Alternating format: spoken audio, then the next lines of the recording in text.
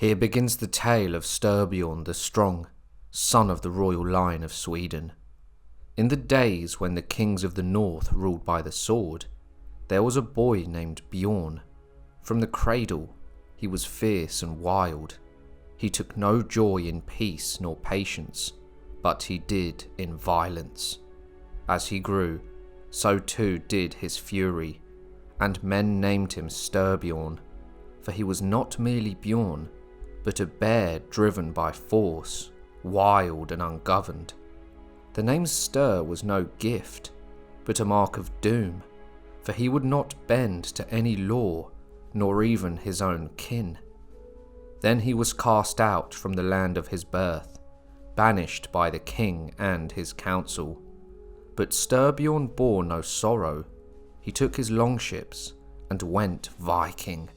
Far did he sail, and bold were his deeds, but none more mighty than this.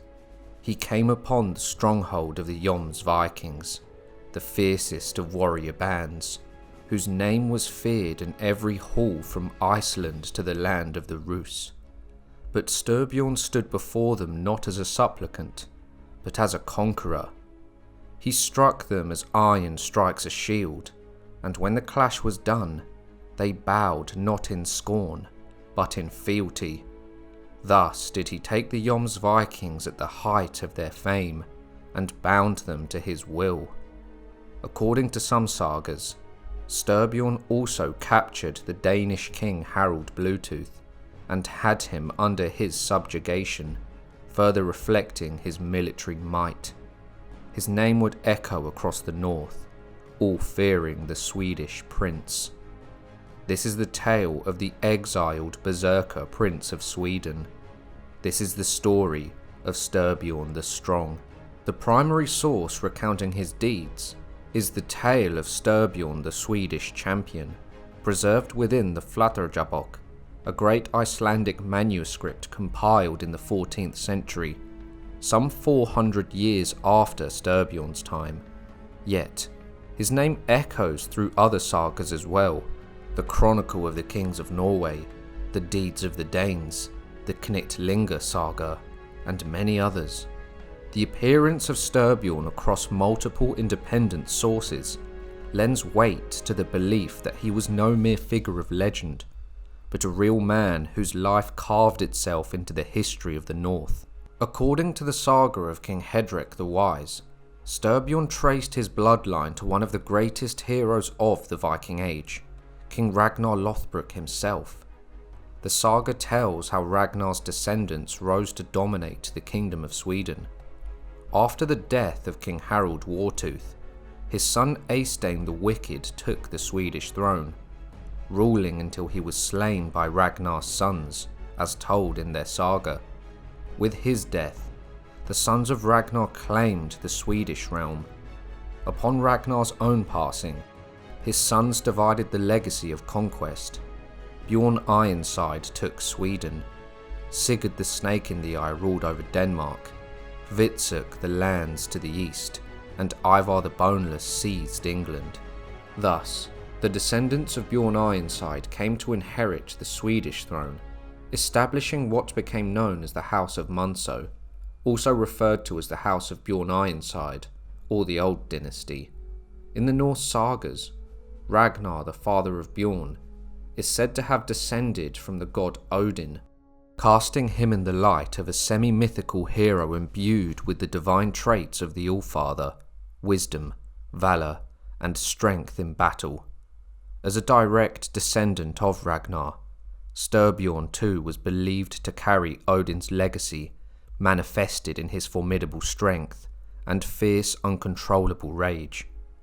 Whether seen as a divine blessing or a curse, these qualities marked him as extraordinary. As the great-great-great-great-great-grandson of Björn Ironside, Styrbjörn possessed a legitimate claim to the throne of Sweden. He was born in around the year 950 and was the son of King Olaf Björnsson, who ruled the realm of Sweden alongside his brother, who would later become known as Eric the Victorious. But fate was swift and merciless. Styrbjörn's father died while he was still a boy, so the throne passed to Eric, Olaf's co-king. When Styrbjörn turned 12, he stood before his uncle and claimed his birthright, a place beside him on the throne, as was his due.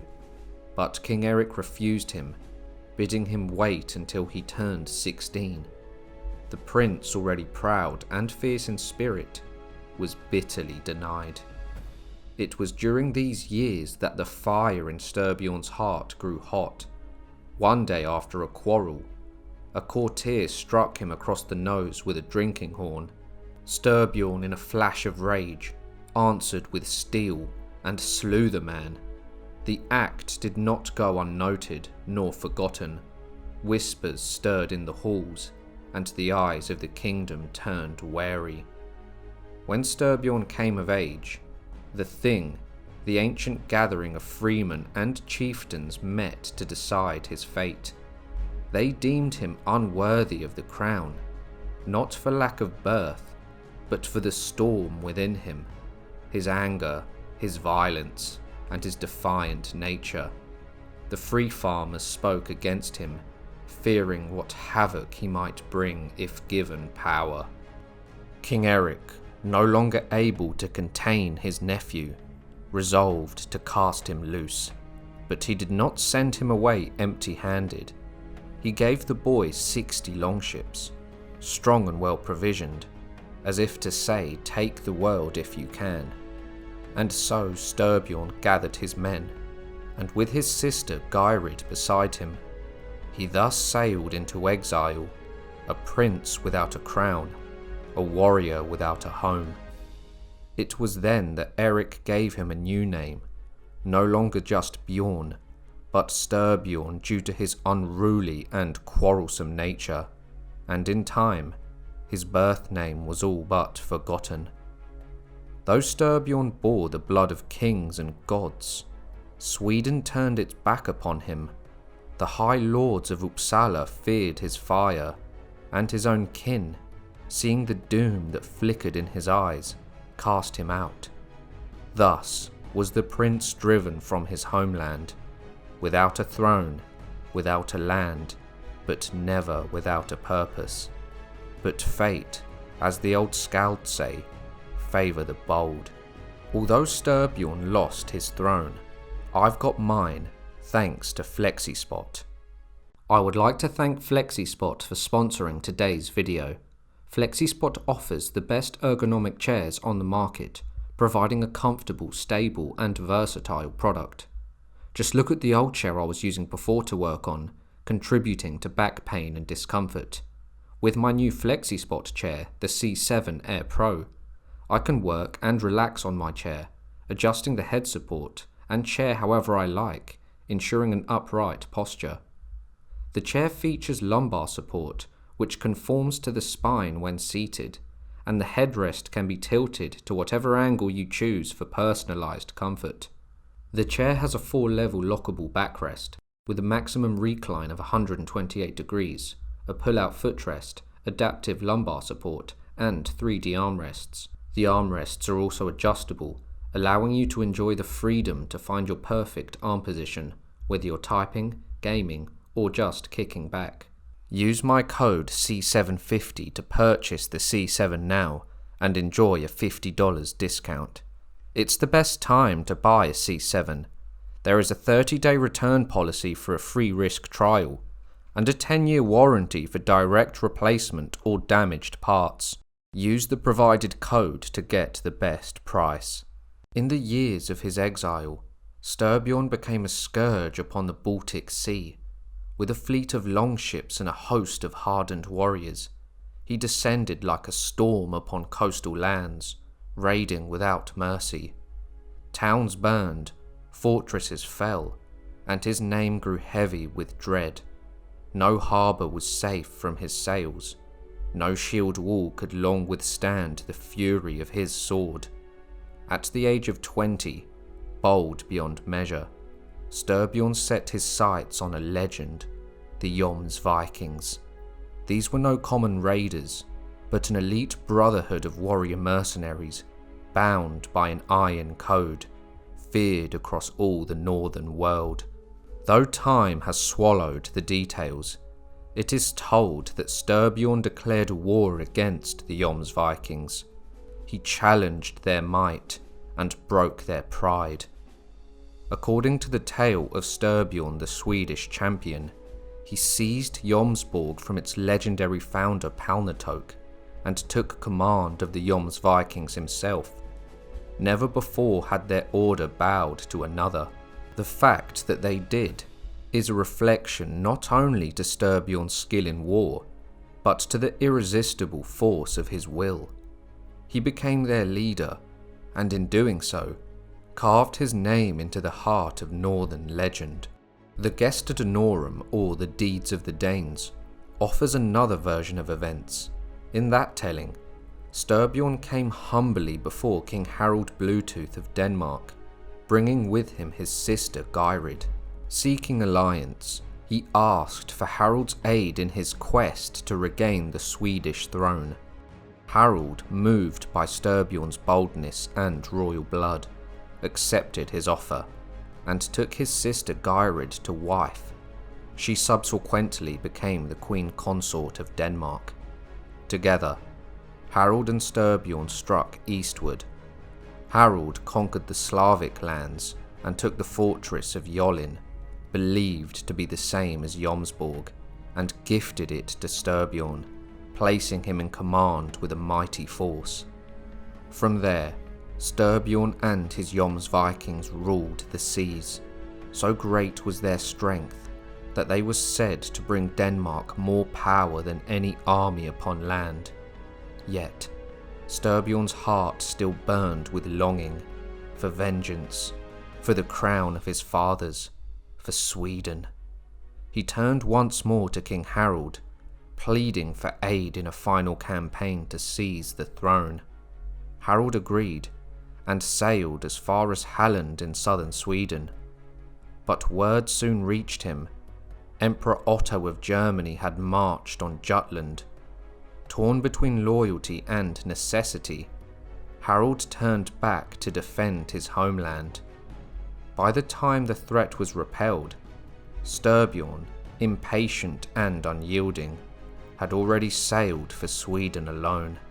In the Knitlinga saga, he wages war in the east before arriving in Denmark, and captured its king Harald Bluetooth himself after a battle. From that captivity came alliance.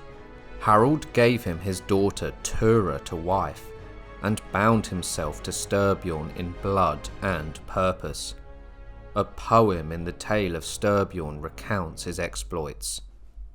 The Jutes were not willing to pay tribute for ships before the beasts of Styrbjörn. Now the Lord of Denmark Harald has joined the troop of warriors. He lives oppressed by fate, deprived of lands and people.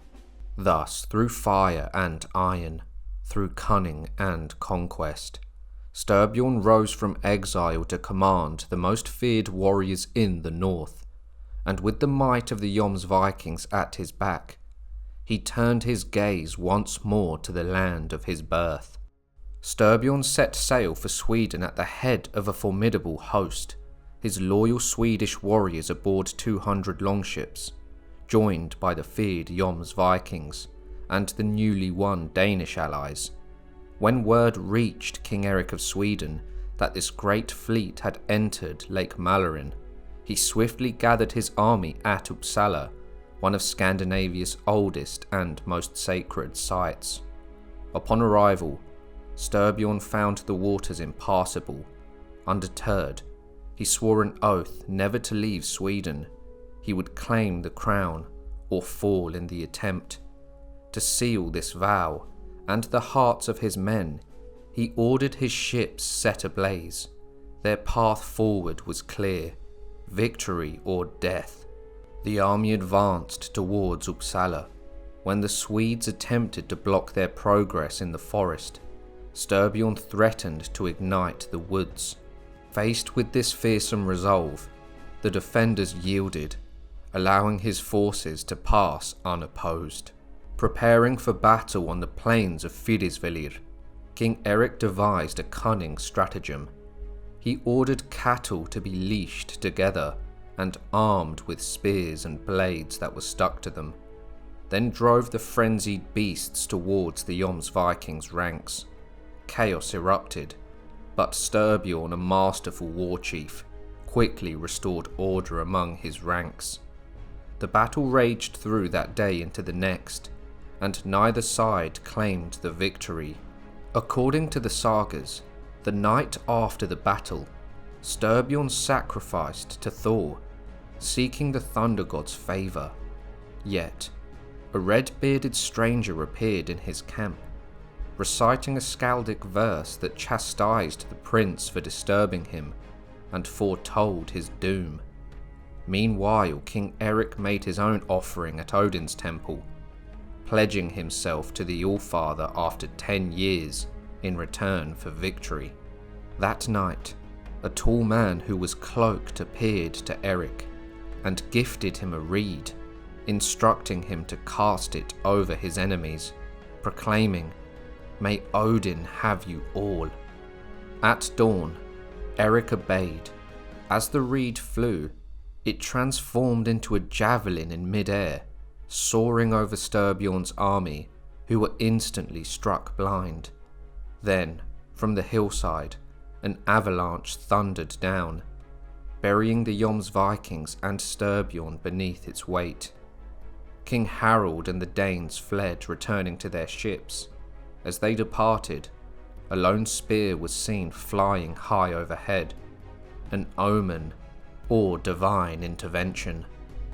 Thus perished the Berserker prince, once thought to be favoured by the gods. Countless warriors fell beside him. The legendary Jomsvikings suffered grievous losses. Consequently, Eric earned the name Eric the Victorious, and his son would go on to inherit the throne of Sweden. Meanwhile, Styrbjörn's name gradually faded into the shadows of history. Whether he was truly abandoned by the Old Norse gods, or simply fell in the chaos of battle, Styrbjörn's feats, uniting the formidable Jomsvikings, rallying the Danes, and defying King Harald Bluetooth were the stuff of legend. His very name, Styrbjörn the Strong, spoke to the force of his character.